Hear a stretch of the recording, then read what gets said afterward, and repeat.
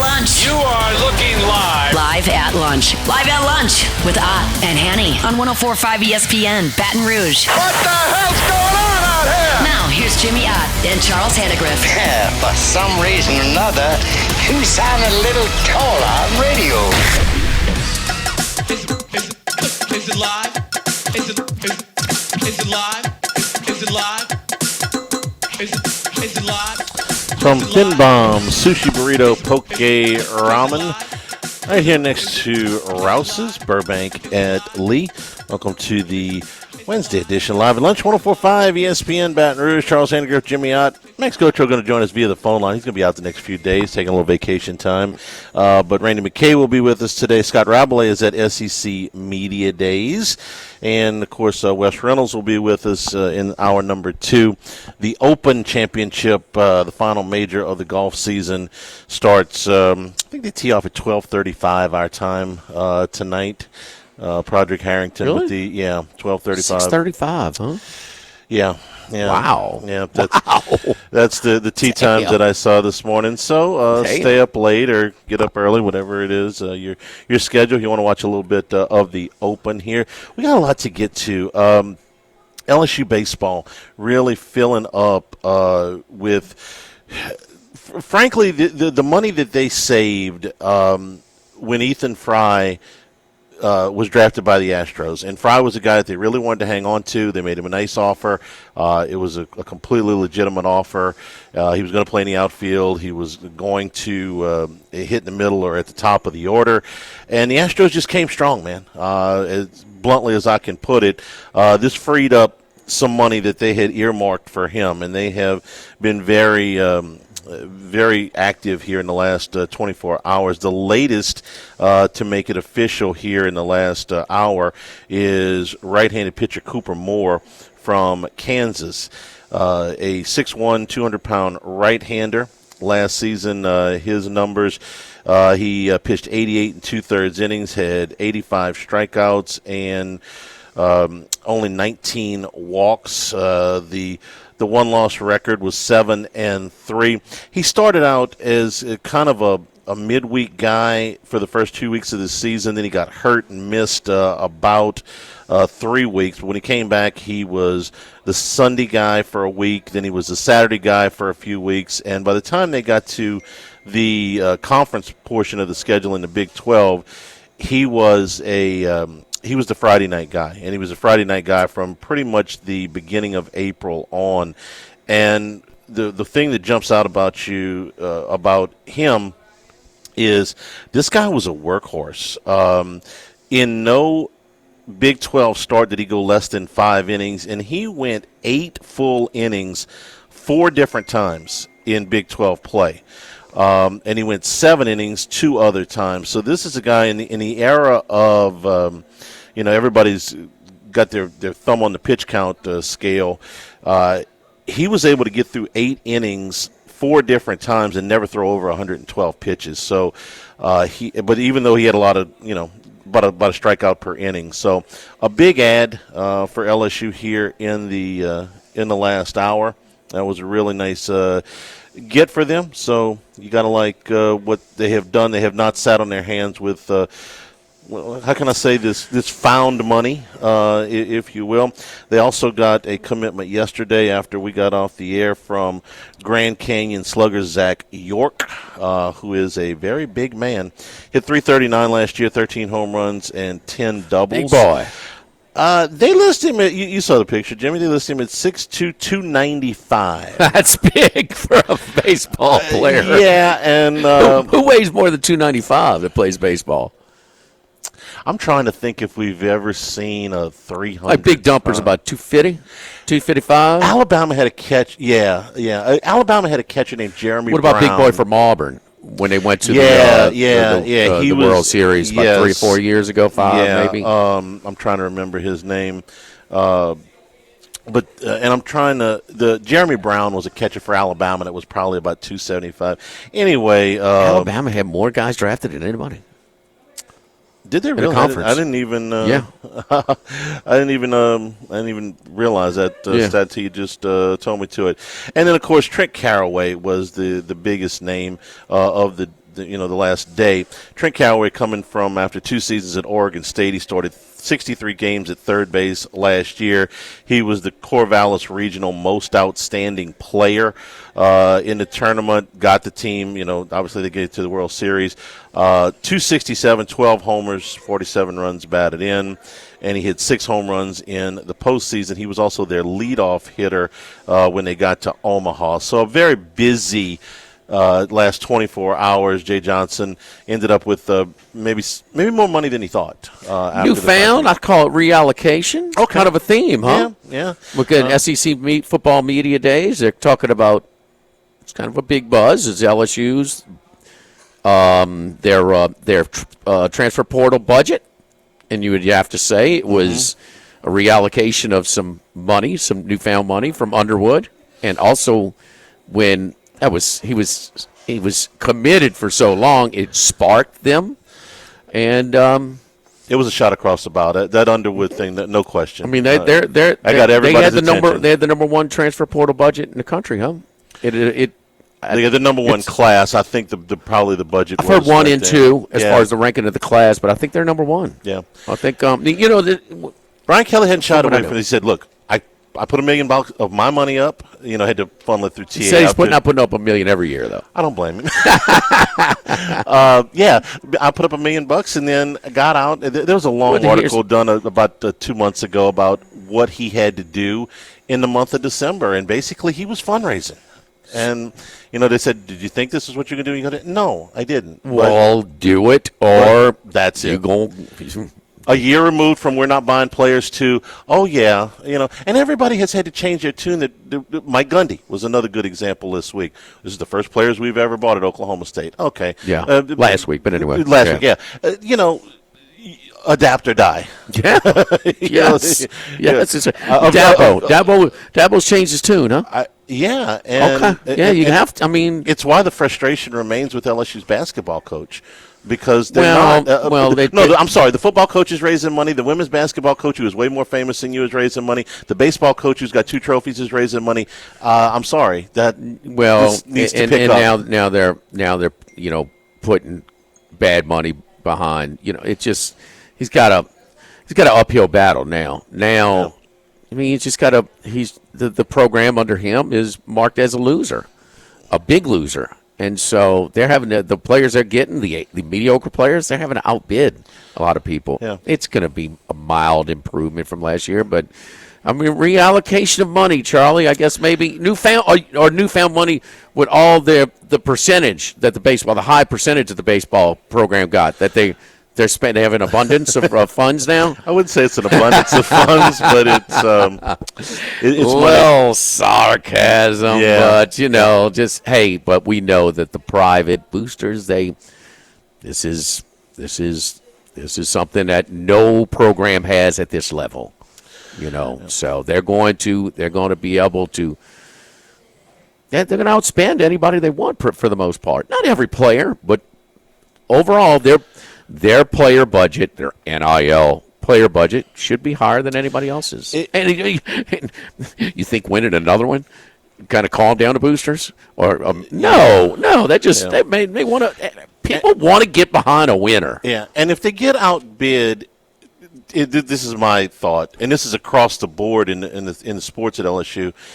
You saw that the football team has brought in 3 more front office members just in the last 2 weeks. Kelly can't do it or is not good at it, get some people that are. No, you have to have that many people now. This is what he should have done 4 years ago. I mean, I'm sorry. At least 2 years ago, yes. Oh. They got to the general manager part of it pretty quick. Now they're staffing up because everybody has to have a value. Okay, you have to decide if this linebacker from Oregon State or this safety from Michigan comes on the board, we got to know how we value him. And if Tennessee values that player at more than we do, well, then so be it. We got to trust our rankings. It's like a draft.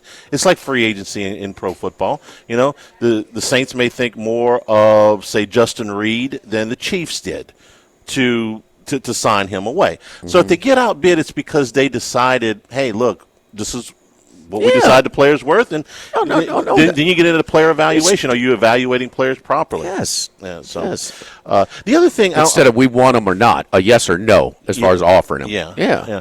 The other thing that came out of SEC Media Days yesterday, I always, as much as I can, because sometimes this stuff is horribly boring, but John McDade, who is the SEC coordinator of officials, listen up. If you watch football, whether you bet on football, you just watch your team, or you like to watch all the games, this will affect how you watch college football this year. 3 rule changes, and the most obvious one is the defensive delay a game penalty that they're talking about emphasizing. And basically, this means if you, I'm going to say flinch. I'm going to use the word flinch. Trying to get an offensive lineman to trying to bait an offensive lineman into an illegal you are procedure. going to be penalized for defensive that's always delay. inducement's always been. But this is going to be ramped up even more. You know, they got it with the clapping. Okay, the clapping was the big thing last year. Okay. So this one is, you used to be able to stand on the defensive line and do jumping jacks if you wanted to. Now they're going to really emphasize this, and you're going to have people looking around and flinch. If you flinch like you go on trying to bait them, that's been called. They're going to call it more. No. I'm sorry. When the lineman moves, it's called. Yeah. So you're telling me even if the offensive line does not move, you understand? Yeah. So Well, if you inducement has been enforced, here's the tricky part. But if they don't move, are you going to call it just on a flinch? They are going to call it on what they are saying is an abrupt, coordinated movement by the defense. Now, this is a judgment call by the officials. This is why I'm saying this is going to affect every game you watch. Like, he didn't mean to do that. He was just moving over. I saw LSU called for this when the whole defensive line shifted over a gap last year. Well, this is they got to decide. Are you going to be you're going to be penalized for defensive delay game if you attempt to, and I'm going to use the word flinch. That's the first one. The second one is, and I like it, so that one I'm kind of iffy on because I don't know how that's going to play with the judgment calls. The second one I really like, which is when the ball is marked ready for play, if you go down with an injury at that point, you are going to be charged a defensive timeout, and if you don't have any left, it's going to be 5. It's going to be 5 yards, and I like that because look, if you're really hurt, you're going to stay on the ground before the ball is marked for play. But they're falling down before that ball is set a lot. They're going to have to. Yeah, but they are at least making an attempt. The feigned injuries. If you're, I know, but Charlie, they're most of the time they're falling down before to stop the tempo. If the ball is marked ready for play and they fall down after that, they're going to be I understand the rule. Yeah, it's a step, but it's not going to stop the faked injuries. Completely. Not it. We'll see. I applaud them for at least making an effort here. Just jog your memory. How many of those is the ball set? That's not a lot, man. It takes about 8 seconds or so, and those guys are going down quicker than. But some of them, so it'll cut out some. Yeah, and then the third one is, and we see this a lot. When you have a defensive substitution, they get 3 seconds to move in. Otherwise, they're gonna mark the ball ready for play and they're gonna let them go. We'll talk about this more because we got Max and Randy lined up. We got to get them in because Max has a flight to go. We're going to get his British Open, the Open picks. We're live here at Fin Bomb Sushi Burrito, Poke Ramen. The Sushi Burrito, man, you can get the F-Bomb, the bombs.com, the Hatteras, the Dynamite Scallops, the Crazy Tuna, the Hookup, the Vegan Burrito. Or you can kind of mix and match and create your own. The Poke Bowls are great right now. We got so many people already coming in and getting their orders to go in the Poke Bowls. So it's light, it's good, it tastes good, and it's not going to weigh you down in these hot summer months here in South Louisiana. The Poke Bowls, you get the Rainbow, the Volcano, the Hawaiian, the Unbelievable, the Dragon Bowl, the Sumo Bowl, the Poke Bake as well. So, and then our ramen, don't just go get that canned chicken soup from the store. Get a ramen if you get sick. It'll really pick up your spirits. So all over here at Fin Bomb, we're right next to Rouse's where I did my grocery shopping earlier this morning. It's my grocery store here at Burbank and Lee. Fin Bomb, Sushi Burrito, Poke Ramen on Burbank, right next to Rouse's at Burbank and Lee. Live at lunch, 104.5 ESPN Baton Rouge.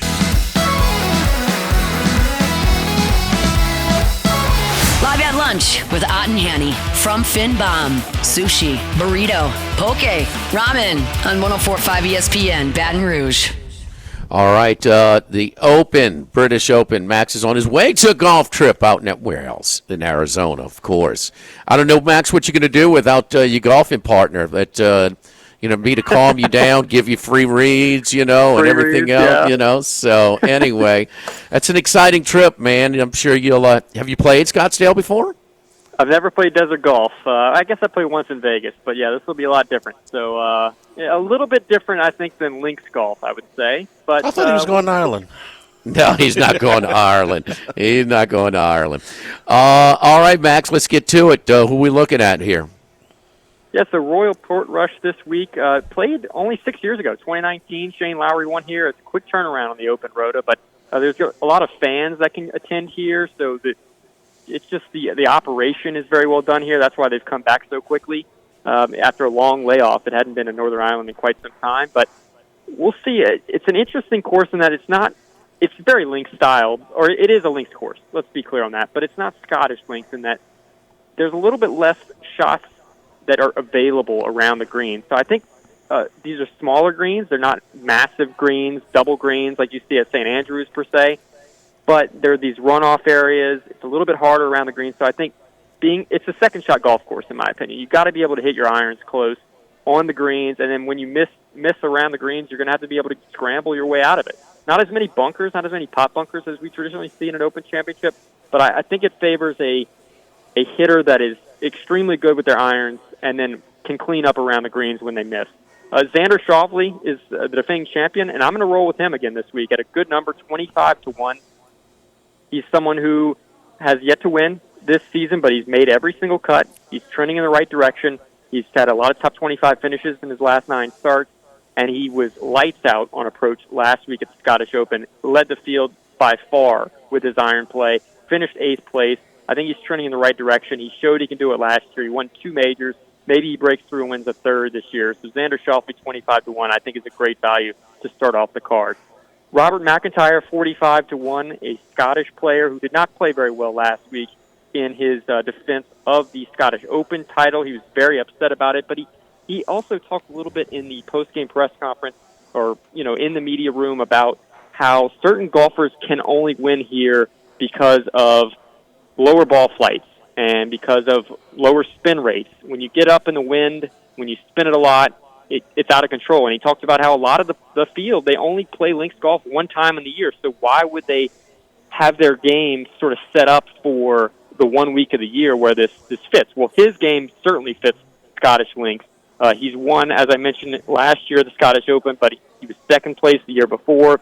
He has got some other European Tour links experience where he's done pretty well.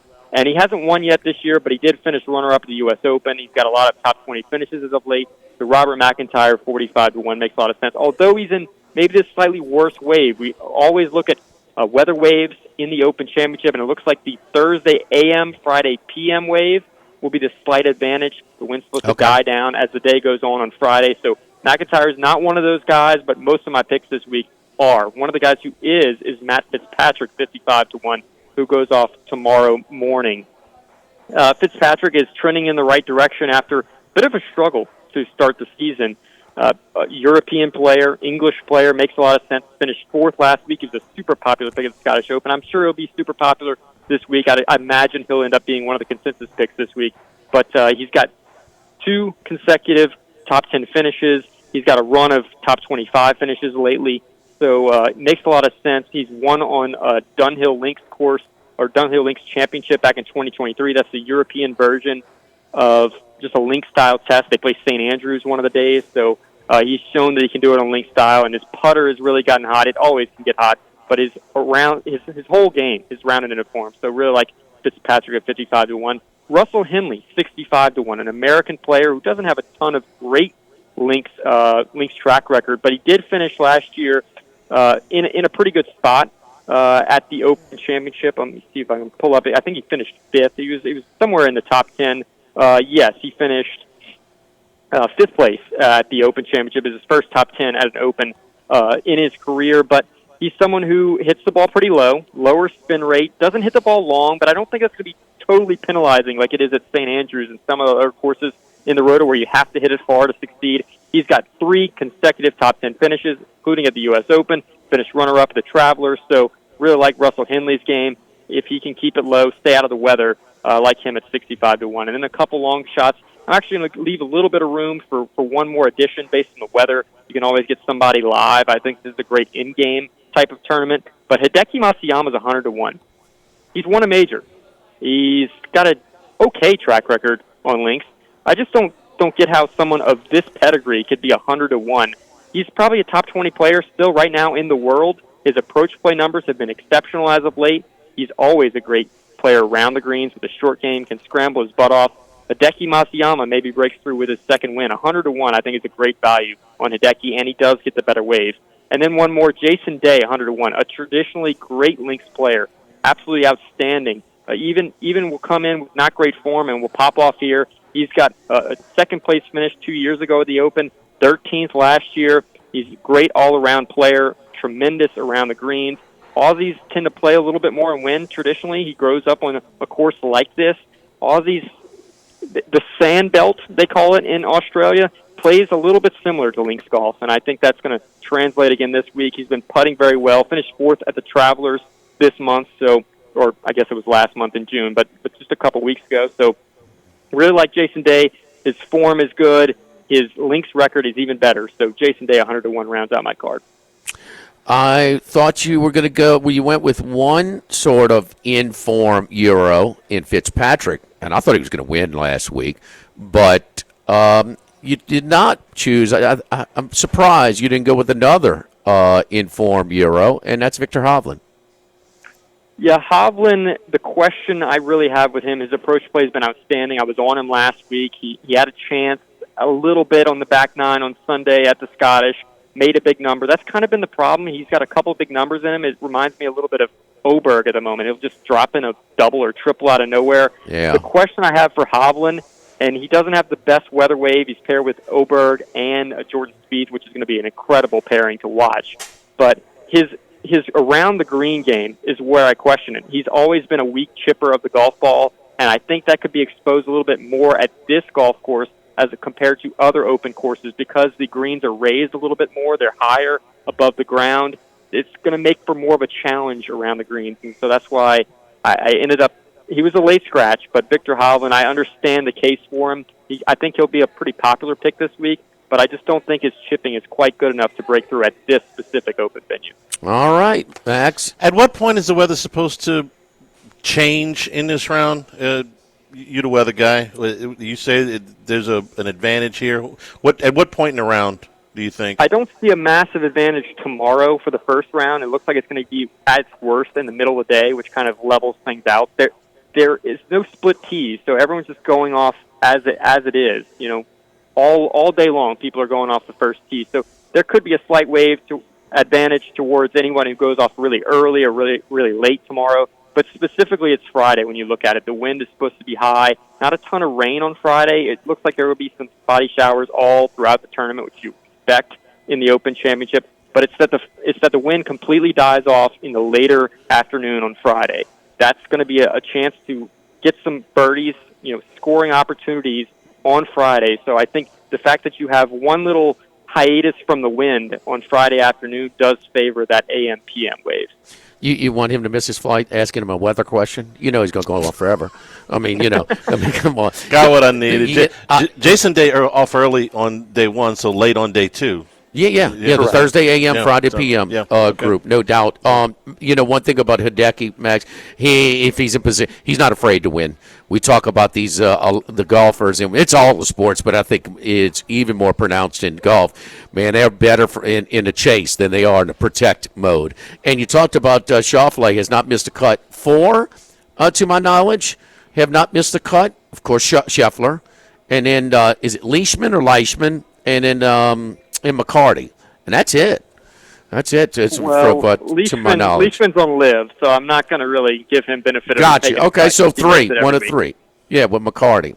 So there you go. All right, you'll be in Scottsdale. I'll be with a bunch of people from Scottsdale who there you go. Drive 4.5 hours to get away from that heat. So it's a dry heat, man. And let me know who gets the Guichard Award in this group. So yes. Oh boy, I will keep you updated.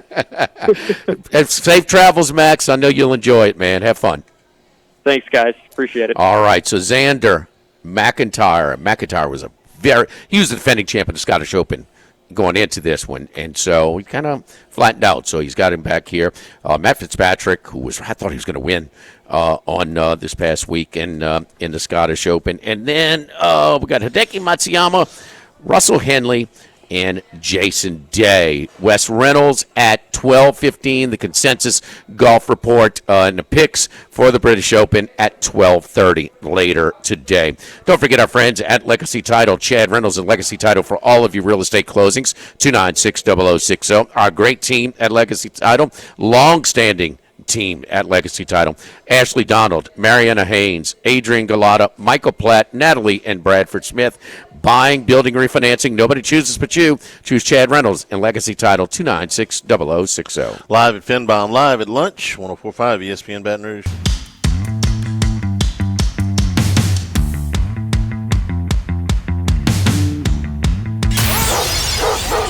Uh-oh, they let the big dog out. Boom! Out of nowhere. It's time for the big dog, Randy McKay, with his best picks. 47th. What's that? 47th. Oh, okay. That's Sam Burns last week. Yeah. Big dog, where you at, baby? How you doing? I'm doing well. I thought I was in Mountain Time Zone when I texted you earlier, but I'm still in Central Time Zone, still in North Dakota. So I was a little ahead of myself this morning. Yeah, Big Dog texted me about 45 minutes ago. Said, man, you running late? I said, Randy, I'm kind of finishing up, setting up here, buddy. So, hey, listen, I'll take early over late any day, man. That's what makes you good. I'm going to Del Mar Friday for a couple of weeks. Your boy Crackman going to be there, you buddy? Oh, I'll try to find out. I know he's back east right now, and I'll contact him, see if he's making a trip down there, and sounds like a good time. Yeah, I saw him last year, believe it was, down by the paddock area before one of the races. So had to talk to him a little bit. Got to introduce myself to him when I see him. So, hey, SEC Media Days, before we get to our NFL, our weekly NFL future profile, and it's the 49ers this week. And you're doing these every Wednesday when I'm gone as well. But with Big 12 Media Days, with SEC Media Days wrapping up tomorrow, any thoughts or any – I know you specialize in the NFL, but any college future thoughts, especially with the SEC? Still kind of looking at the college a little bit, trying to, get used to all these teams, switching players and see who's got returning players and that kind of thing. But still kind of waiting to see progress. Mostly I look at the NFL, but you got to keep an eye on that college, and of course you can find some edges there as well. And I know you guys got a lot of good college guests that I listen to, so I'll be waiting to hear what they have to say about college football too, and have looked at some numbers. Charlie, did you see what happened when Sarkisian took the podium yesterday? The fight song? Yeah, they played the A&M fight song. Right. Yeah. So Texas officials have contacted the offices, the SEC, and they asked, how are you going to compensate us? So what the SEC is offering Texas is to count UTEP and Texas Southern as conference games. Well, that's only fair. Yeah, Only fair. Did you notice how quickly they corrected it? They played the Texas fight song with him coming off the stage. Yes. So as not to offend anybody. I'm going to fix this crap quick. Okay? Yes. Let's talk about the San Francisco 49ers because, the biggest question, obvious, has their window closed? Because they were, 21, the NFC Championship game. Man, they had a shot. They had a shot. Lost 2017 at Los Angeles. 2010-22 NFC Championship game. Purdy gets hurt in the at Philadelphia. They made it to the Super Bowl and lost in overtime at 23. And then 6-11 last year. Now some injuries involved. Now gone is Debo Samuel. He's gone now. So with the Washington Commanders, but Purdy, they locked him up. They do give him his money. We'll see. He's really good with a supporting cast, but limited with his skill set. And just the rest, have they lost some of that defensive front as well? So, I think in that 3-year stretch, that was the best roster in the NFL. And I know the Chiefs and Mahomes, well, he's significantly better than Purdy, but still, now after this 6-11, we also look there to win it all. They're 20-1, which is 7th, 8th, 9th choice with Cincinnati and Green Bay. 4th to win the NFC at 10-1. First to win their division at plus 150. The Rams are second choice at plus 195. Over 10.5 wins is plus 110. Under 10.5 wins minus 130. And the schedule is good. AFC South, that's a check. Those 4 games. NFC South, that's a check. I mean, especially with the best team, maybe losing their offensive lineman for, I don't know, for the start of the season with Wirfs down in Tampa Bay. And then the NFC West, well, where do you have the NFC West overall? I'm curious. I would think sort of middle of the pack. So I think the schedule is advantageous as well. Has the window closed on the San Francisco 49ers, Randy? The windows may be closed for them to make a title run. This team could easily make the playoffs this year, as you mentioned. The schedule is the easiest in the NFL. The only real tough road games they have is at Houston, and that L.A. Rams, of course, that's going to be a big one for the division there. But there are other road games except for Arizona, or you got the Giants, the Saints, Seattle, I said the Giants, Cleveland, Indianapolis, pretty easy there as far as that goes. A lot of concerns with this team, and they lost a lot of their depth. Offensive line ranking for me is number 23, which is pretty low, and it could be even lower depending on this Trent Williams, their best. Without him on the offensive line, when he doesn't play, that offensive line, it doesn't block very well. And then, of course, we've got to bring up the health of Christian McCaffrey, too. Is he going to be able to, stay healthy for a season behind this offensive line? So a lot of question marks about this team. I don't think they should be the favorite to win the division, even though they got this easy schedule. I see the Rams being a better team. This defense, they brought back Salah, big addition. I think that'll help a lot. But you lose guys like Greenlaw, Finga. You did address some of your defensive line issues with the draft with this kid from Georgia that you guys know better. And then you got stalwarts on it like Bolsa and Fred Warner. This team could be up and down in this easy schedule. They could lose a few of those games too. I see them slightly worse than the Rams. In fact, I would recommend a bet on Week 5, Thursday night game, big Thursday night game. They go to L.A. Rams after 2 straight home games, which they could come out 3-0 or 4-0, 3-1 or 4-0. But I see this spot coming on to Thursday night there in Week 5 against the Rams being a bet against. So Rams right around the pick 'em there would be a recommendation for me as far as betting against this team. Quick turnaround on the game, but that even on a Thursday night game, they're going to have as much, if not more, fans in the stands. I mean, we've seen those those games in Los Angeles before with the 49ers, but man, they have a chance.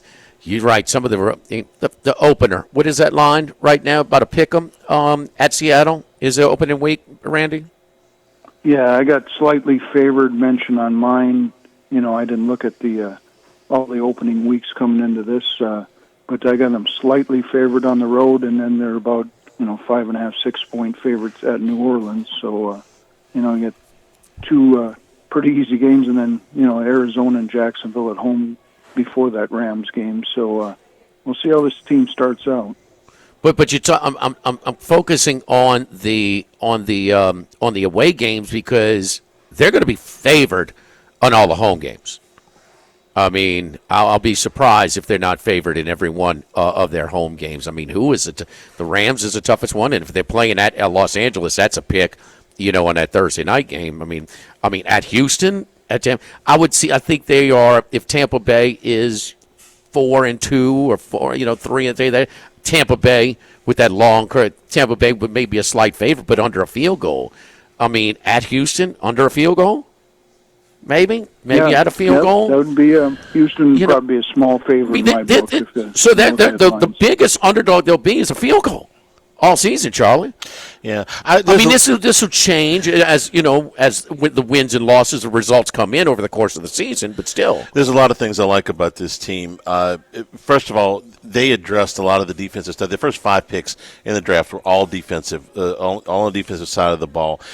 I know all of their receivers are unhappy with their contracts. It seems like that's a yearly thing in San Francisco, but I think it's a good receiving core. I think Ricky Pearsall takes. Who's complaining? Besides Ayuk? Juwan Jennings. Oh, gosh. Well, he's very average. Okay, they already moved one guy that was complaining I know, about it. but, I mean, he is he needs to just be happy he's got a contract. I think with Ayuk, Jennings, Pearsall, McCaffrey, Kittle, this is a really nice skill position group. Randy, I'm interested to hear you talking about that offensive line because Trent Williams is still, I think, one of the top 2 or 3 tackles in football when he's healthy. I know he's older. So if you got him that low, the rest of these guys – I'm not going to tell you I'm an expert on the rest of them. They must not be very, very good because Williams is still, I think, elite. And the other thing I like about them, if McCaffrey gets hurt and he's getting towards the back end now, I really like Jordan James, the scat back out of Oregon. He did a nice job catching the ball up there. For a guy that's only about 5'10" and about 205 pounds. He took a lot of carries up at Oregon last year, so I'd like him to move in as a backup there. I love the schedule. I love getting plus money at 10.5 with them. 10.5 over wins. Trent Williams last year played just 10 games, with the years before 15, 15, 14, and then at 10, in those runs. So he's been a big. He's been as durable as you can be for a 36-year-old offensive lineman who's played in the league for a dozen years. Randy, where do you have Purdy? What do you think of him? I got him about right around an average quarterback. The thing is, he's played with all these weapons, and we've seen when his offensive line has trouble, and he gets off rhythm there and off tempo, that he struggles trying to improvise a little bit. That's where he throws his interceptions. So this offensive line doesn't hold up. He could have a bad year. I mean, there could be, if they get behind, there could be a lot of, and he's showing that he can throw the bad interception every once in a while, and that could happen with this offensive line, especially if, they don't hold up on that left side. So that's what I'm a little scared of with him. But he's one of these quarterbacks, a lot like Kirk Cousins. You got to have a good offensive line, otherwise he's not going to be able to function improvising. Well, part of what has kind of eased him through his developmental and allowed him to really flourish also very early in his career, despite having some, undersized, not the greatest arm strength, but man, he would throw the ball to the rim. But they've always been a good rushing team. You got their offensive line in the mid-20s. They can't have a great rushing game, which eases, takes a lot of pressure off of him as well. Yeah, and you're looking in division. You're looking at some pretty good defenses too with the Rams. Arizona, that coach there, he's a defensive coach. I see that team being very improved. In fact, that might even be a sleeper for the division. And then Seattle is going to be relying on defense a lot here too. And of course, that guy was their head coach is one of the better defensive coaches as well. So, in division, he's going to see some really good defenses. All right, Randy. Well, good stuff, man. So over or under 10.5? Yeah, that's a wait and see for me. I mean, this easy schedule, that looks like it could be a really good bet, like Charlie mentioned. But I would, you can play these during the season, so it's a wait and see with me with this team. I just do not, I just do not have faith in this offensive line. I look at offensive line and defensive lines, and this one isn't very good. So that's what concerns me the most. One more question, because more than half, I think, was it like close to 20 excuse me, that went over the alternate. So, like, instead of 10.5, you wanted to go over. You go over 11.5 or under 9.5 with San Francisco. Would you split up your bet, or you bet, or percentage, or how would you do that, or do you fool with the alternate lines at all? I do that at times. Usually, you get a little bit more. You get worse juice against you by doing that, but sometimes there's value on doing that. But not in this case here. I don't see the floor of them getting, at most 11 games. I don't see their ceiling being up in that 13, 14 range, even with this easy schedule. Follow Randy on Twitter at RR39. Keep Charlie straight while I'm gone, all right, big dog? All right, sounds good. We'll try that. He's a tough character, that. But We'll be all right. Don't bring him to the sand. Don't bring the sand to the beach. Sand's in the rearview mirror. Thank you, Randy. Enjoy your weekend, man. Thank you. all right, thanks, guys. Good luck, everybody out there. Yes, indeed. Don't forget our friends at United Community Bank, the local way to bank big, with locations from Baton Rouge to Golden Meadow, including their newest right down the street, right down Burbank, here from Finn Baum, and that is at Burbank and Blue Bonnet. I've got an account with them over at United Community Bank. We've been serving the people of Southern Louisiana for over 50 years. Your business is our business at United Community Bank. We support the hardworking folks behind local business, from initial startup loans to ongoing planning and assessments. Contact Prentice Wilkes, Heath Meir, Nicole Glover, Hunter Creed, David Campbell, David Henry. United Community Bank, member FDIC, equal housing lender. Live at Finbaum, live at lunch, 104.5 ESPN Baton Rouge. Live at lunch with Ott and Hanny from Finbaum. Sushi, burrito, poke, ramen on 104.5 ESPN Baton Rouge. Scott Rabelais be with us at the top of the hour. He's at SEC Media Days. Alabama up, one of the teams up this morning. Kind of finish up on San Francisco as we continue through our NFL previews. That receiving core is interesting. Jawan Jennings had a nice year last year, just under 1,000 yards receiving, but he's squawking about his contract. Ayuk's been squawking about a contract for basically 2 years. Debo was squawking about a contract. Ricky Pearsall is a guy that could make the jump. He had a decent rookie season, 31 catches for 400 yards and 3 touchdowns. That would be okay for a rookie anyway. Considering he got shot in the offseason and had to make it back from that, he could be a jump guy, a guy that makes a big jump in year two. Pearsall is eventually going to pass up Jennings, and I think it could be this year. I think it would be this year.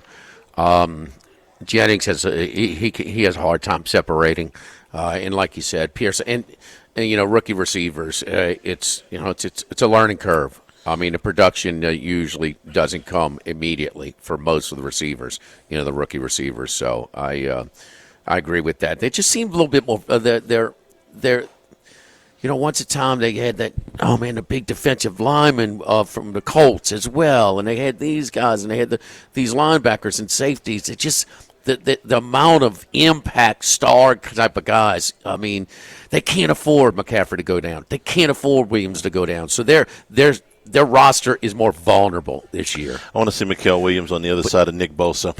But damn, that schedule is easy peasy. Easiest in the league. Hour number 2 from Finbaum, straight ahead, live at lunch, 104.5 ESPN Baton Rouge.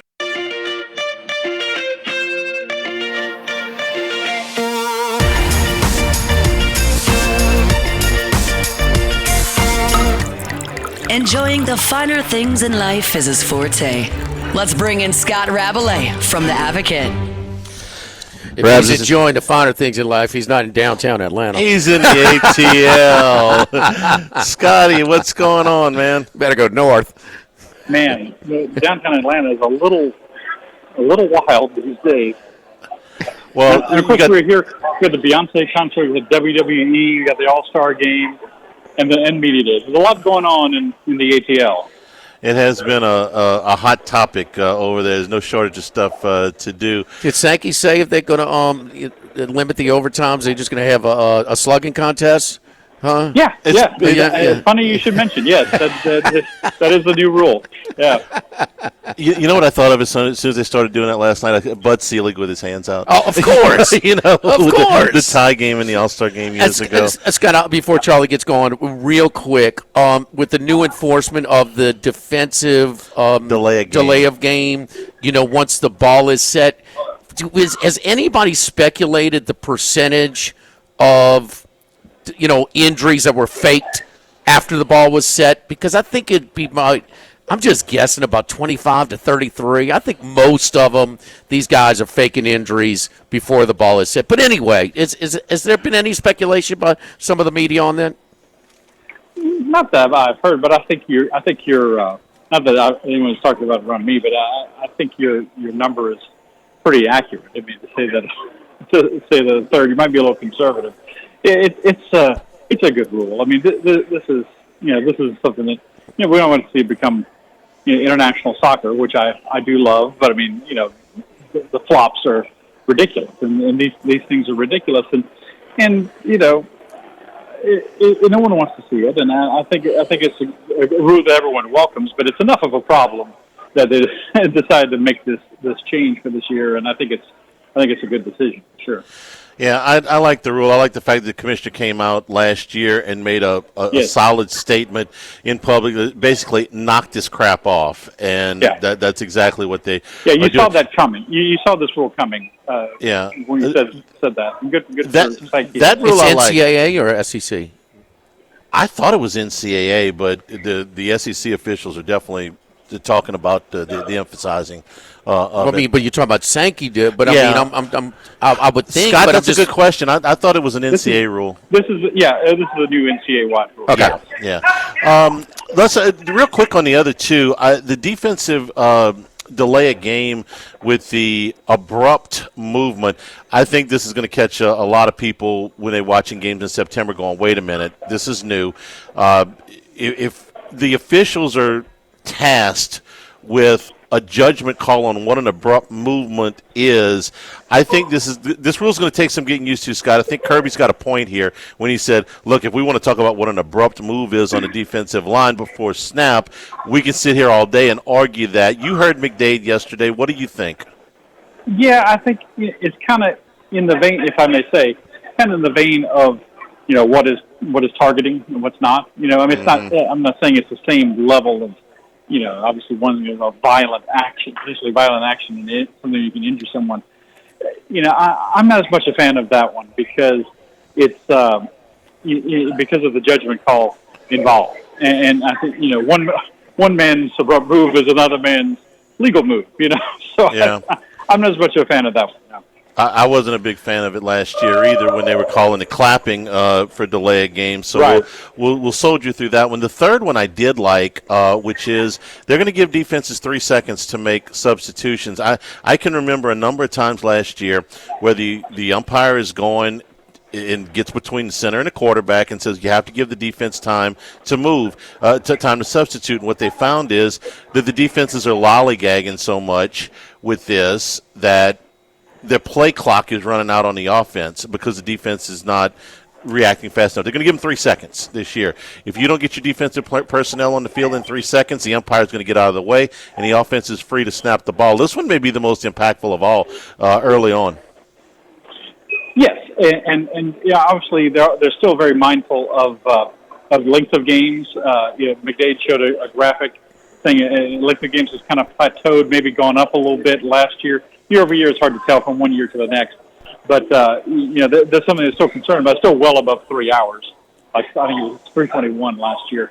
So this will help that. Right? And you're right. The defenses should be allowed to get set and to substitute based on all these crazy things, exotic things that offenses do today.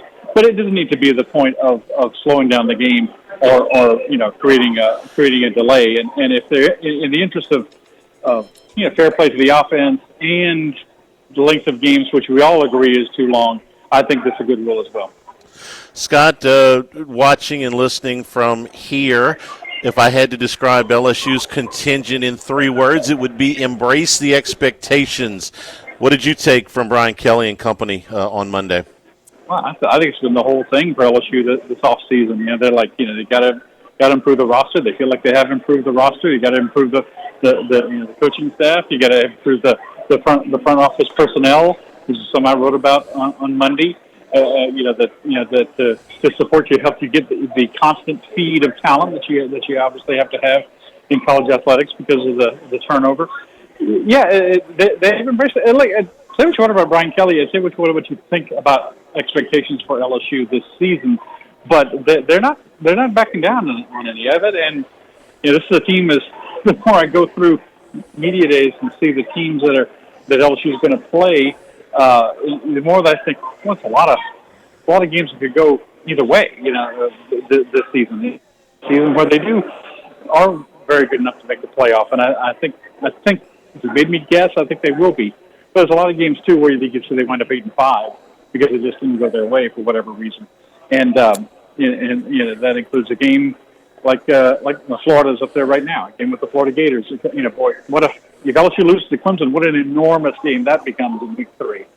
So, but yeah, I always like that. I mean, don't pour mouth, don't duck it. You built this team. You built what you think is a championship competitive roster. Go ahead and embrace it, and they have. And for Brian Kelly, as he said, has not always been an all-in guy.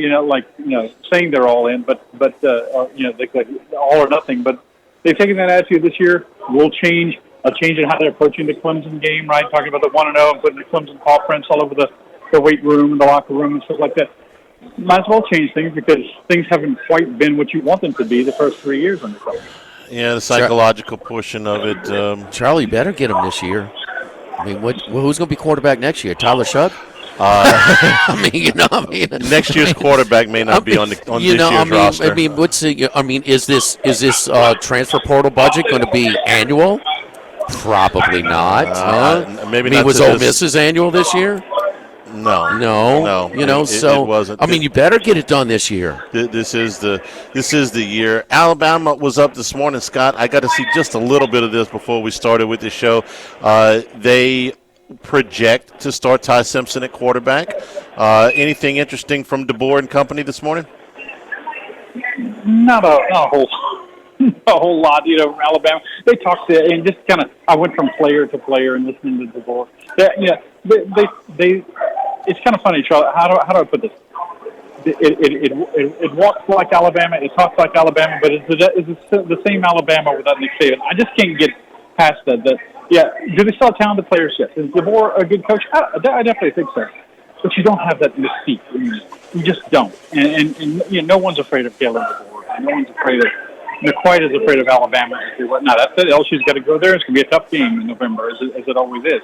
But it's not quite the same. And like I said, they try to sound like the Alabama of old, but I don't know. I'm not quite buying what they're selling. It's just another program. I mean, they're a good program. They put a lot of money. They're still going to have, a heavy budget.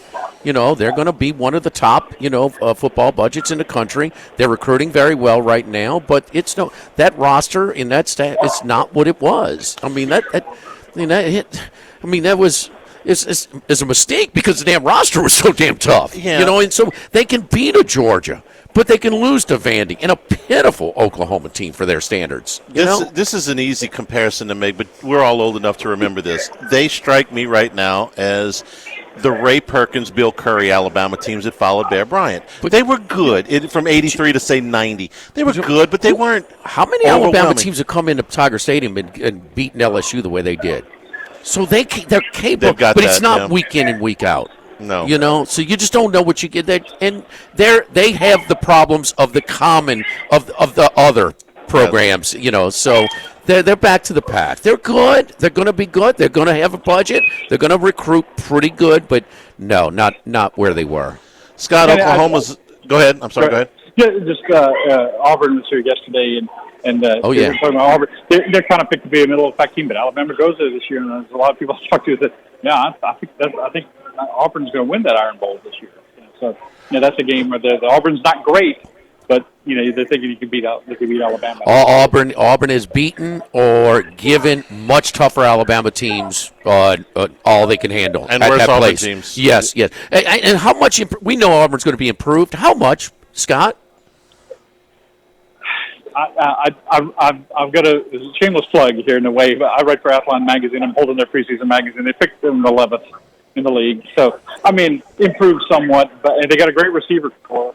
And I was just voting on the preseason All-SEC team, and I'm looking at guys like Cam Coleman and thinking, they've got some really good talent. But I don't know.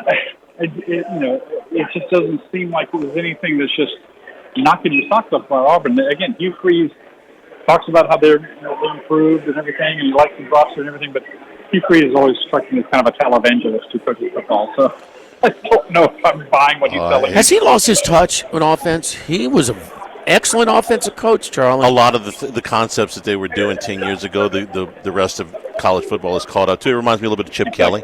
For a while, Chip Kelly had a schematic advantage, and then college football let me tell you caught now, up. that quarterback play he had last year, we can debate on the Oklahoma transfer, but that quarterback they had last year played, No, you got to give him, at least he's got a chance, a guy that's, some people want. I still think Freeze is a good coach. I don't care for him personally all that much with the televangelical stuff. Hey, shouldn't he be required to improve their record in the SEC?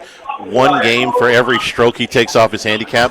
I mean, that's been the big That's topic, not a right? good sign to be a good golfer. I'm sorry, Scott. He apparently is a good golfer, and he's apparently been spending a lot of time playing golf. And Lane Kiffin is keeping score. I know that much. Did you see Lane Kiffin with Feinbaum? He says, "Well, I only complimented Hugh. I said he had a great golf game." You got to talk about fishing. Lane Kiffin's always worth the price of admission. Scott, this afternoon, Oklahoma. Is Brent Venables on the hot seat in Norman? He is, but I was talking to Barry Trammell, the columnist from the Tulsa World, who's covered them for a very long time. An older, wiser, gray-haired columnist like myself. And he said, yes, he is, but at the same time, do you want to spend all the money you'd have to? I don't know what the buyout is exactly. I think it's pretty enormous. They gave him a contract extension last year. Yeah, for absolutely no reason.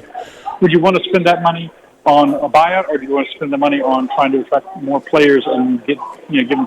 I guess it comes down to they believe in him long term or not. So I think this is the trend, right? For a lot of people, not most people, most schools, even really big time schools like Oklahoma or LSU or Auburn or whatever, they don't have the unlimited wealth that Texas A&M has. That we've got to get rid of Jimbo, we've got to turn this around now. Or do you just make that decision? We're going to go with you another year because we're going to try to get better players, and then we're going to cut you. So definitely the season is hot. He's going to have a winning season, I think. But and how what Barry told me is how that season turns out. So if they're 6-5 going to the LSU game, it becomes a very, very interesting game for him. Well, they buy him 3 wins, so if you can't get to 7-5, shame on you. At Oklahoma, Phil Steele's number one toughest schedule in the country. Though. Gross. Hey, by the way, guys, one thing I may add, just an impression I'm getting. No one obviously has said definitely. Greg Sankey was asked Monday about the SEC schedule format for 26 and beyond. He said it's coming soon. It's coming soon.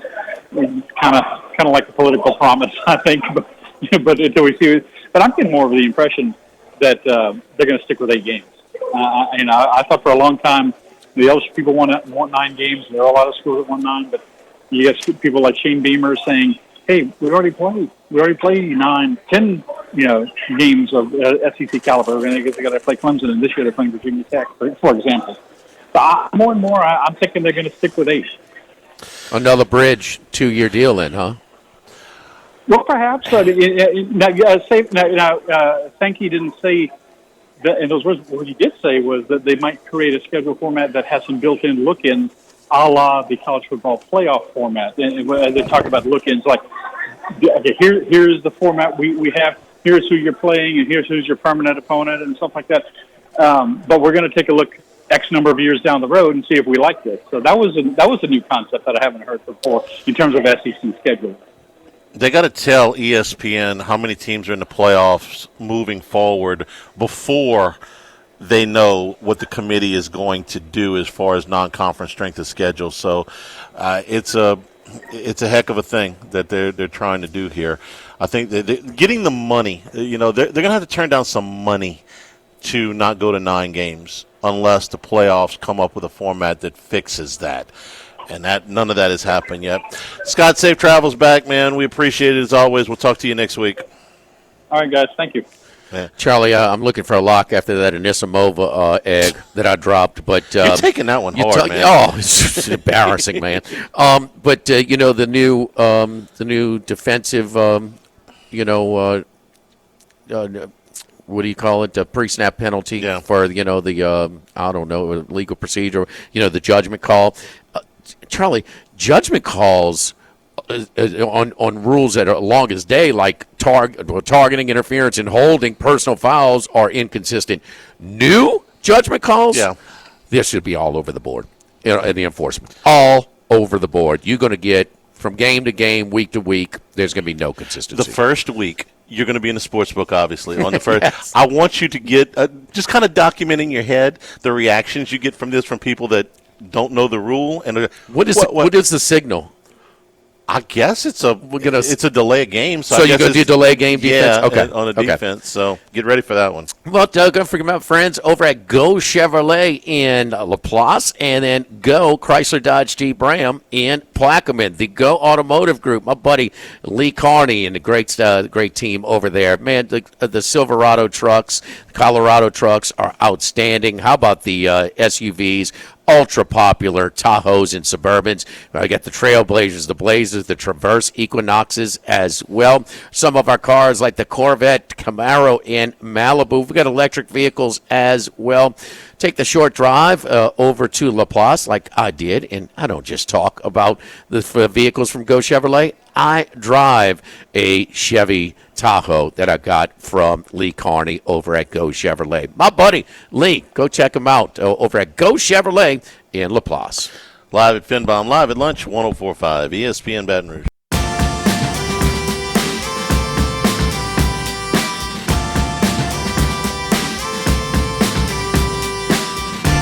East, north to south, but we're heading west. It's Wes Reynolds from VSiN. Wes, how you doing, buddy? I'm well, Jimmy. How are you? Doing great, man. So it's kind of the All-Star break, a little bit of a soft time in sports, but here we go. The last major of the season, the Open, the British Open, and kind of a home course for Rory. Is going to sober up from his, since his April-long, partying since he got the career slam. But how are we looking for the British Open? It'll start late tonight. Yeah, well, he's certainly capable. And, Royal Portrush Golf Club in Northern Ireland. So the only time the Open has been held is at Royal Portrush that's not actually in Great Britain. It's in Northern Ireland here. So link-style golf, a little bit different than some of the other links courses, though, because the greens are actually elevated here. They're not these flat greens. If you've watched the Open in the past, and I know people have, you see a lot of those times where you can run, chase shots up onto the green. You can't really do that here. You got to land them because they have runoff, and they'll run off the greens, and then you'll have to be chipping uphill and playing bump and runs to try to save pars. So got to hit the greens here. So I think approach is really important. Your iron play is even more important this week. There are more forced carries and dogleg holes off the tee compared to other Open courses. And one of the things that's kind of hard to judge here at Royal Portrush as well is that the holes don't go in the same direction. So the wind constantly changes direction. So you never know where it's going to come from. But it doesn't seem like it's going to be as tough a weather as we had here in Portrush. If you remember back in 2019 when it was rainy and windy that Sunday and Shane Lowry kind of just ran away from the field in the final round. So it probably is going to play a little firmer and faster than it has in 2019. Gotcha. All right. Who we looking at? Scheffler plus 450. Roy, Scheffler, is this the toughest major for him to get? Probably, because he just doesn't have the links experience, and it takes a while to get used to it. Now, eventually, he's going to. You got to feel like he's talented enough. He's going to win one of these Claret Jug. Maybe it's this year. I don't think it's going to be, but I just think it's getting used to links golf. Look how long it took. Remember how long it took Mickelson to win the Open Championship, and he came up short. And just getting used to this style of golf and getting used to the speed of the greens. That's another thing to mention. These are about the slowest greens they're going to putt on. These are going to be like 10 on the stent meter, so they're going to be super slow. There's a lot of contours and undulations on the greens as well, so these are trickier than normal. A lot of the greens on these Open Rota courses, they're all slow, but they're a little more straightforward, a little more complex here at Portrush. He's never been really in contention to win one of these things on the last day, but he hasn't been terrible either. The last 4 years, 2 top 10s and 2 top 25s. So he's been okay by his standards, but not great. Yeah, 17 top 10s this year. How about that this season? All right, let's get to some picks, Wes. Yeah, I went with just below the big two with Scotty and Rory. I went with John Rahm. It was anywhere 12 to 14. Now I got him at 16. I would still play him at the current number. He actually has not won anywhere this year. It's been a winless campaign, but top 10s in the last two majors, both at the PGA and the U.S. Open, 7th or better in 3 of the last 4 Open championships. And this is the one, and Rahm I don't think is different from most Europeans. This is the one that they always want to win. They want to win the Open Championship because this was, I think, the most important major to all these guys, and I think Rahm is certainly no exception. He's been playing good golf. He just hadn't been closing the deal, but, man, I like the momentum he carries in here. He shot 65 at Valderrama, ended up finishing second at that live event in Spain last weekend, and Valderrama, while not a links course, has very narrow fairways.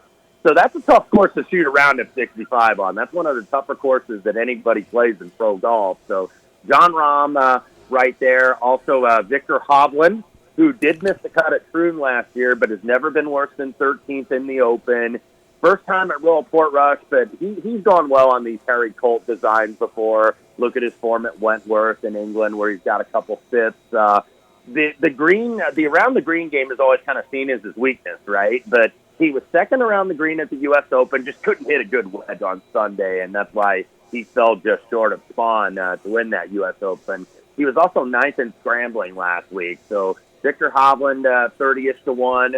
Tyrrell Hatton, another guy that played very well at the U.S. Open. Best career major championship finish, T4 at Oakmont, and he's got a lot of links experience. He's won the Dunhill Links, which is a DP World Tour event, 3 times, where they play some of these open road courses at St. Andrews and at Carnoustie. So the link pedigree, I think, is very apparent, as it is for Robert McIntyre at 40 to 1. Didn't go very well in Scotland last week, but I don't think that that's going to necessarily matter. I don't think that that's necessarily the ideal link prep anyway, but now he's a 2-time PGA Tour winner. Remember, he finished 6th here at Fort Rush back in 2019, but he's certainly got the links experience. I think Bobby Mack goes well here, and then we get to a little bit of the longer prices. I've been mentioning Matt Fitzpatrick, who we had last week, who I mentioned that I had already bet. He's in good form, man. He's got top 10s leading into this event, including T4 last week in Scotland. I just think, now he's getting used to the new caddy and has played probably the best golf he's played in a couple years. So Matt Fitzpatrick in the 55 to 1 range. And then a couple Americans I didn't think I was going to be on. This has become popular, so this price has drifted from where I got it. But Russell Henley, who played very well at Troon last year, was 5th in the Open. He comes in, he was 5th at the Memorial, 10th at the U.S. Open, 2nd at the Travelers. Really good around the green and really good with the iron. And that's what you have to be this week. I don't think you have to be particularly long off the tee. You want to be maybe a little bit more precision over power, and I think that's what Russell Henley can do, and that's the same thing with Keegan Bradley at 100 to 1, who's not really, you don't consider him an Open Championship player, but this is going to clinch a Ryder Cup spot if he contends here, and I think he certainly will. I like the way he's playing. And then here's a longer shot that has a little bit of a narrative here. Tom McKibben at 150 to 1 is actually a member here at Royal Portrush. He's from Northern Ireland. He's only 22 years old, already won on the DP World Tour a couple years ago. Now he's on LIV.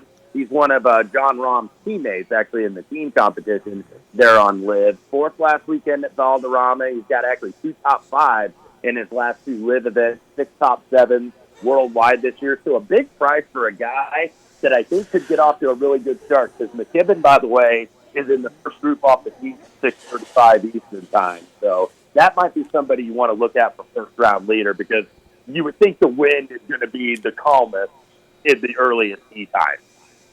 Tom McKibben, MCKIBB is a boy, IN 160 to 1 to win it all. I got a reason to get up at 12:35 at our local shop. At our local shop, the DraftKings outlet over here at the Queen Casino.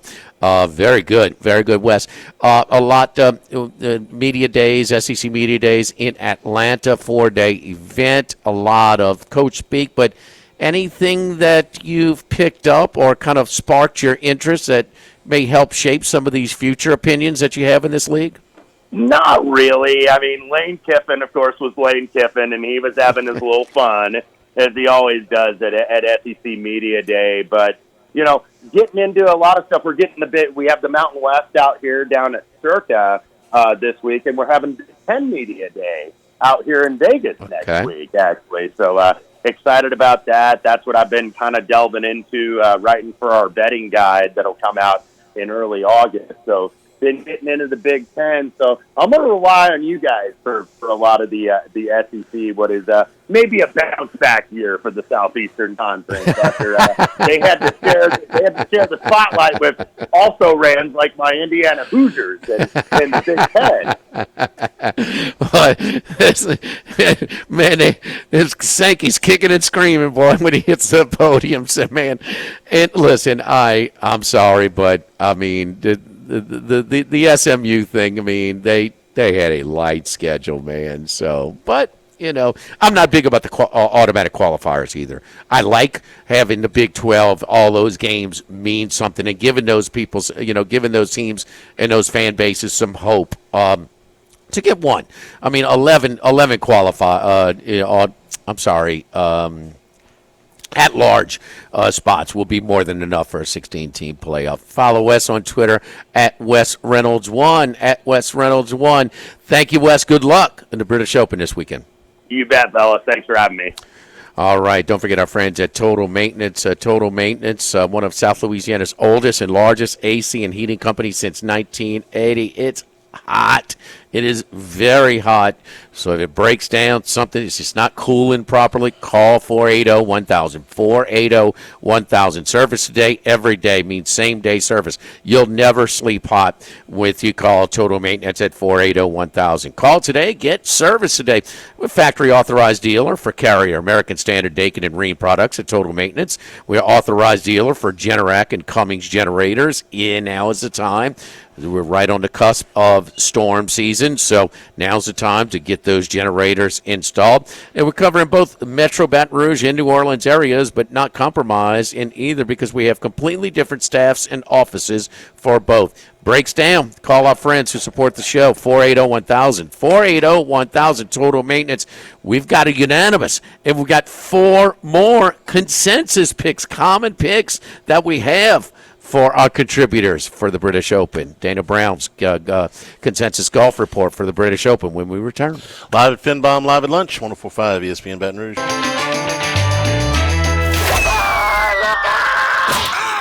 Our Wednesday consensus golf picks are brought to you by Dana Brown at the law offices of O.C. Brown. All right, Charlie, all 3 of them. The unanimous pick is Russell Henley. So Russell Henley is 65 to 1 at the Queen, the DraftKings outlet, our local shop here. So that is the unanimous pick, Russell Henley. Henley, we talk about top 10s this year.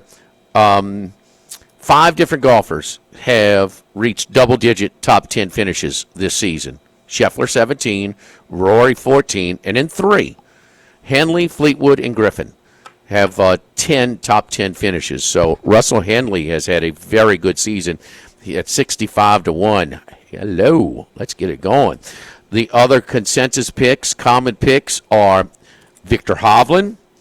Hovland, who was hanging around last week and has kind of picked up last handful or so, give or take a few, is kind of getting back into form a little bit. He's 30 to 1. At the Queen. Terrell Hatton is another one. Terrell Hatton, where, of course, overseas golfer, British guy. Wait, you looking for odds? Whereas Hatton, no, he's way up there. Okay, 30-1. 30-1 there. McIntyre, Bobby Mack, they're going back at him after kind of a disappointing Scottish Open last week. So Robert McIntyre is at 45-1 at the Queen, and then Matt Fitzpatrick at 50-1. So Henley, Hovland, Hatton, 3 H's, Bobby McIntyre, and Matt Fitzpatrick. Of course, our consensus golf report all golf season long. Brought to you by our friends over at the law offices of O.C. Brown, downtown Dana Brown at the law offices of O.C. Brown. So whether it's personal injury, criminal defense, DWI, estate planning, just traffic accidents, no problem. Call our team of specialized attorneys, Dana Brown, Susan Brown, Chris Perrette, David Connican, all of them specializing in different areas of law. So never a charge for that initial consultation. You can schedule that initial consultation by going to their website at ocbrown.com. There's a big block right there, big gold block. You click it, and away you go. So the consultation will allow us to review your case at no cost to you and take the time to get to know you and understand your legal goals and objectives while analyzing your case. We're located downtown at 123 St. Ferdinand Street. I have used Dana for a number of reasons at different stages of her life. Charlie, too, and we did not hesitate to recommend them to others as well. Downtown Dana Brown, 343-1111 at ocbrown.com. It's been a busy, if you missed at the top of the show, it's been a busy last 24 hours for Jay Johnson, the LSU baseball program. I would say, 3 transfers in the transfer portal that will all play prominent roles, I think, next year. I'll do them in the reverse order, what we got them in, which was Cooper Moore, Kansas's Friday night guy. He became the Friday night guy basically right at the beginning of Big 12 play last season. 3.96 ERA, 85 strikeouts, and 88 in the third innings. Here's what you need to know, Jimmy. He visited 2 teams in the portal, LSU and Tennessee. I was about to Tennessee, yeah. Right. There you go. That's LSU's biggest competition in the baseball NIL game. If you can go get somebody else's Friday night guy and from a power conference, and he's not going to be your Friday night guy, but you certainly got to think he's going to be in the rotation next year, or a very strong candidate to be in the rotation next year. Trent Caraway, the third baseman. This is a position of need for LSU. Oregon State transfer, was a number 145 prospect in the draft. Apparently put his number too high, went undrafted. He was leading off for Oregon State when they got to the College World Series, one of the best top 8 national seed last year. And Zach York, who hit 13 home runs for Grand Canyon, and they did move into since they moved into D1, he's hit the most home runs for that program. He'll stand out in the crowd. He's about he's listed at 6'2", 295, so you'll be able to pick him out. Johnson said, I got the exact guy I want if we make it to the championship game to lead off. Yes. He's going to get hit by pitch, right? Yes, absolutely. Big target. Kendall Rogers put this out a little while ago, and, we think the world of the work they do there at D1. Kendall Rogers says, between transfer portal and returning players, LSU baseball could be better in 26 than they were in 25. That's a mouthful. Even if that's a possibility, Cowan and Evans are back. Cowan and Evans are back. You got some other guys. Now Stanfield is back as well. So, doing a little bit of, talking in the last day, it's like, well, Curiel was going to move to center field. Well, if Stanfield's back, Stanfield's in center field. Curiel's in left and Brown's in right. That was the starting outfield for the national champions this year. You're bringing all of that back. You're bringing your shortstop back. You're bringing those pitchers you just talked about back. Did you have to make cut a deal to get Curiel here that he would move to center field by his second year? That was the plan, but I'm told that the adjustment is not a problem. So he's got to get some reps. So because he played a little bit at the end of this year. You don't think he's a major league center fielder? I do. I do. I think so. I think, but I want to see. I want to see his instincts. Yeah, out there in reps. Need some time out there. But it gives you some flexibility now to make some more moves. You fill the hole at third base. You have multiple options, I think, over at first base. John Pearson is tearing up the summer league right now. I like him a lot. I know he doesn't look athletic. Okay, I get that, but he can hit. And between him and York, neither one of them are going to go out and run a decathlon, but both of these cats can hit. And now you filled in with another starting pitcher that is a very strong candidate to be in your rotation next year. Maverick Rizzi is tearing up the Cape right now. It is absolutely killing it up there. So all of those things are very good. And when you win a natty, it only strengthens your support. In a sport where you're on top as it is. And so this guy has, won 2 in 4 years. That's a lot. And man, people are willing to support a winner. It's just, and you got the best fan support. You've got the best conference. You've got the best coach right now. Best fan support, but also best booster support. Mm-hmm. And, yeah. well, I want to distinguish. Yes. Money and people in the stands. Right. Okay. And you get because them this is what we're talking. Because money, he wasn't exactly a happy camper when they gave him his percentage, right? No. Okay. Well, not at all. But he's got booster support like nobody else. They're in the best conference. If you're talking about your pitching coach. Look at what he did with this staff this year. Oh, the developed some pitchers. No, they did the pitching from beginning to end, was really good. Be careful. We want to overdo the way Omaha plays sometimes, but you just lower your bar, or you raise your bar a little bit for pitchers in that part, but they were still excellent. Excellent. You can pitch shutout.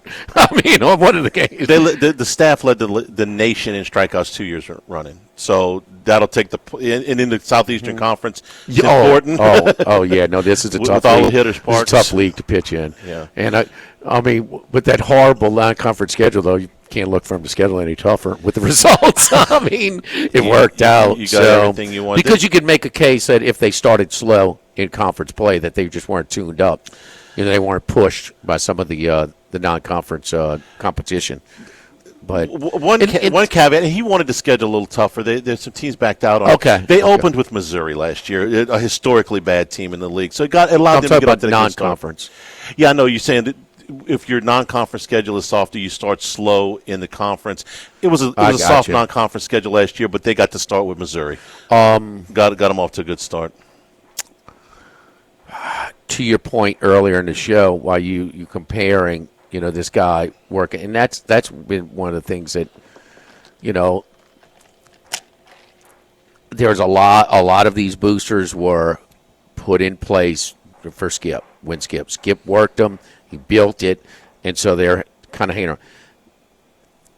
Wade had some guys that were given more than usual, and there was some, and kind of don't really, wasn't as warm and fuzzy. Didn't embrace it as much, and so no, you got you two totally ends of the spectrum as far as trying to embrace it. But you got. I've always said to the basketball too, it takes a special guy because they don't have a ton of basket. They've been down so long. They've been down so long that. Man, you gotta hold on to the ones that are willing to reach out to you, man. Beggars can't be choosy. And you have some potential there. You were there in 19 when they won the league. Was the place hopping? Yes. Okay. Yes. So it's not like they're going to ignore it if you win. I'll never forget. They'll go. That Vandy game, the Tennessee game. That Vandy was to clinch it, but they had all the theatrics that surrounded it, made it a Shakespearean.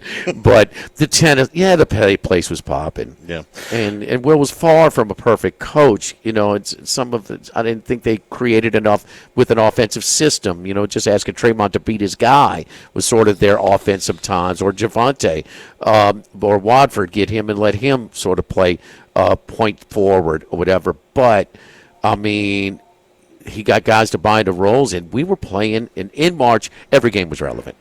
And then, so. We're brought to you by the Thibodeau Store. The Thibodeau Store and the Pierre Part Store. You go to the Thibodeau Store. Getting that green egg on today, Charlie. The green egg cooker Yes, is just indeed. one of many grills. I cook EJ some food when I'm going. that you're going to be going a while, man.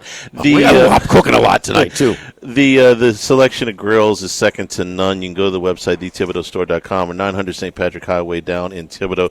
The shop Pit Bosses, the shop Char Grilled, the shop Char Broils, the big green egg cookers like Jimmy mentioned, all of them there. Also for your patio specials right now on patio furniture, outdoor expressions available at the website. Some of this stuff is available for free delivery. If you're doing home improvements, the Thibodeau Store is a place to go because they'll help you through these home improvement projects. You don't have to hire a contractor or a handyman. A lot of this stuff you can do yourself. Well, I don't know how to do that. Well, let them walk you through it step by step. They've got experts on staff. You're going to save time. You're going to save money. You won't be buying materials that you don't need or using procedures that are not going to save you any time. The Thibodeau Store, Do It Best member store, open daily till 5:30.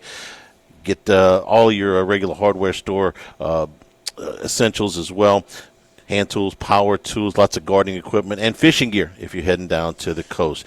Online, it's thethibodeaustore.com. Yes, indeed, man. Going to hit Iverstein, get my steak burgers, got the chicken marinating. What else I got, Charlie? Throw some kebabs on there.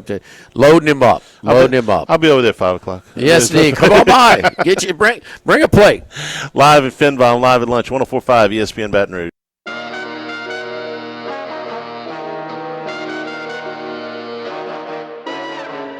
Live at lunch with Ott and Hanny from Finbaum. Sushi, burrito, poke, ramen on 104.5 ESPN Baton Rouge. Florida at the podium right now. Billy Napier confirming that DJ Lagway, they feel confident that he will be ready to go to start fall camp. Remember, he was limited with that shoulder injury back in the spring. Florida's got a soft start to the schedule with Long Island and South Florida, but we'll know about Billy Napier before Halloween, Jimmy, because the 4 games after that are at LSU, at Miami, Texas at home, and at Texas A&M. That's they got a bye in the middle of that, but that's a pretty stretch. So they'll get out of the gate 2-0. They'll be 2-0 when they come to Baton Rouge. We're one of the toughest schedules in college football last year, and it's just as tough this year. So, I mean, non-conference games against Miami and an improved Florida State team. Yep, and they got their regular game with Georgia and Tennessee and Florida State to finish it up. Tomorrow we are at Sammy's in Prairieville. Thanks to the folks here at Finbaum. For Jimmy and Jordan, I'm Charles Hanniger saying thank you and good afternoon. Stay tuned for Hunt Punk.